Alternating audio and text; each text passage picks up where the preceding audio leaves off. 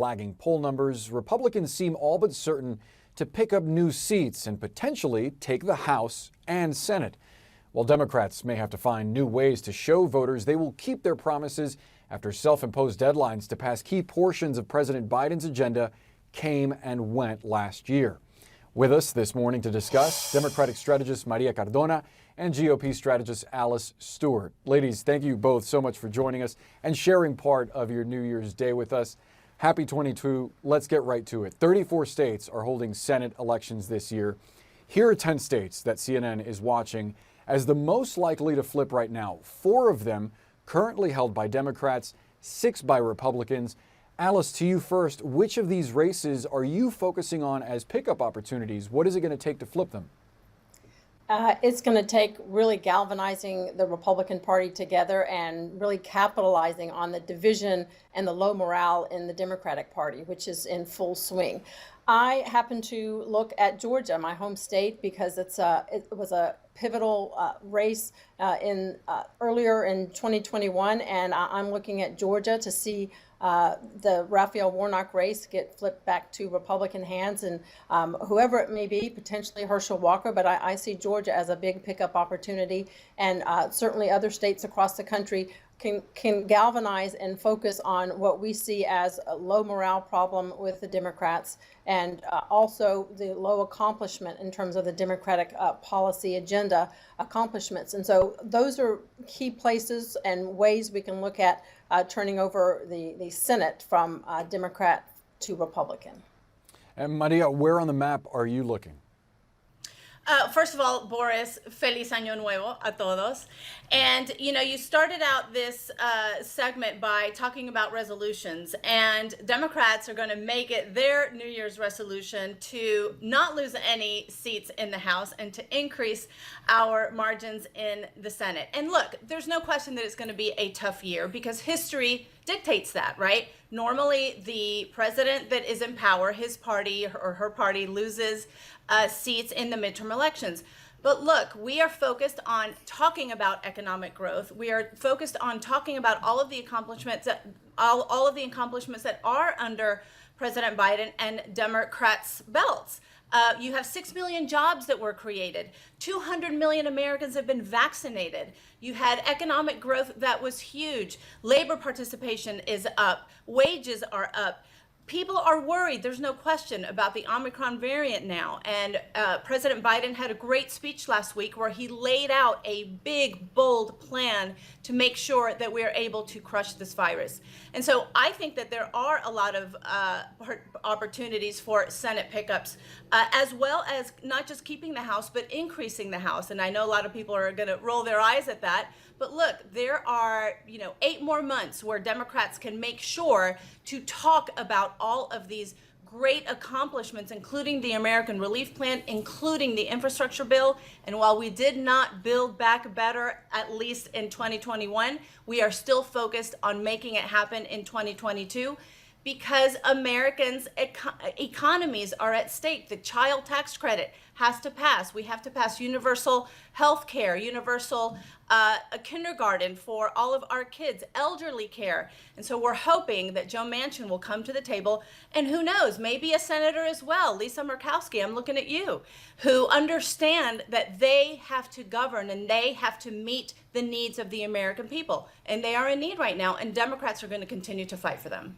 There is a perception problem, though, Maria, and I want to stay with you because a recent CNN poll found that 3/4 of Americans are worried about the state of the economy. Only 3 in 10 voters, 3 in 10, said that President Biden's policies have improved economic conditions in the country.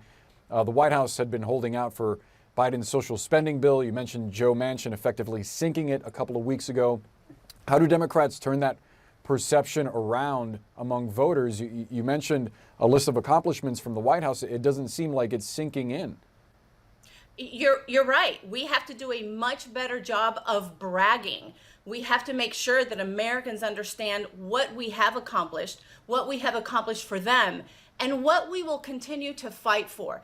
Build Back Better is not dead. Build Back Better is going to continue to be a focus of the Democrats, of President Biden. I hope Joe Manchin as well. And look, maybe it's not going to look like what it looked like at the end of 2021, but there are definitely pieces in there that we can do together that will be important to make sure that the American people continue to look at their own economies and that they see opportunities not just to survive, but to succeed and to thrive.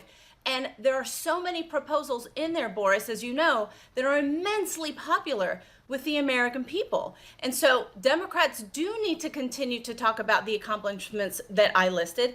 The infrastructure bill is going to inject millions into the economy. The American Relief Plan that we passed earlier in 2021 that put shots in arms, that put money in the pockets of the American families that were desperate for help, that helped jobs, not just jobs, but helped small businesses survive the pandemic, all in the face of a Republican Party who refused to join Democrats to do anything to help the American people, while they were happy, once these laws were passed, to join in ribbon cutting ceremonies and taking credit for something that they absolutely did not do. So we will absolutely continue to brag about all of these accomplishments. That is something that we need to do a much better job of.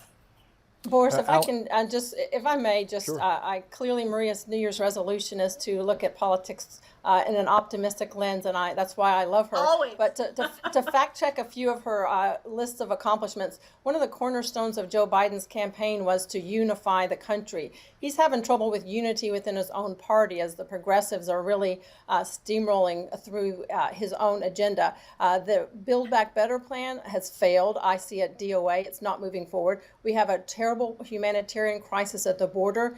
Inflation is a big problem. It's not transitory, it's long term.